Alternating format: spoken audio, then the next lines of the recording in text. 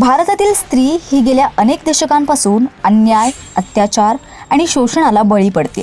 तिला कधी महानतेची मूर्ती म्हटलं जातं, तर कधी देवीचं रूप। मात्र माणूस म्हणून जगण्याचा अधिकार तिला कधीच मिळाला नाही। मात्र तो अधिकार तिला दिला डॉक्टर बाबासाहेब आंबेडकर यांच्या हिंदू कोड बिलाने।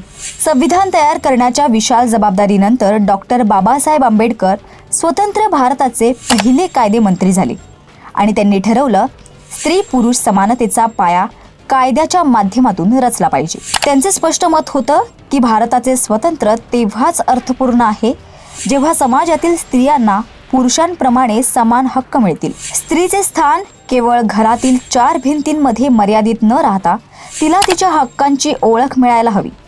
या विचारातून जन्माला आलं हिंदू कोड बिल। हे बिल तयार करणं कठीण तर होतंच, मात्र तो कायद्यात आणणं हा तर मोठा संघर्ष होता। कारण ते बिल फक्त कायद्याचा संच नव्हता, तर शतकानुशतकांच्या परंपरेला, रूढी प्रथांना आणि भेदभावाला दिलेलं आव्हान होतं।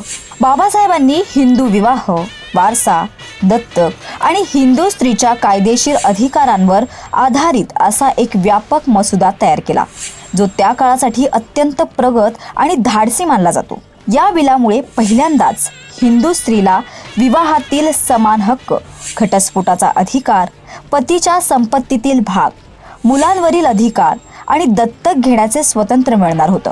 एका अर्थाने हे बिल हिंदू स्त्रीला तिचं अस्तित्व निर्माण करण्यासाठीची एक संधी होती।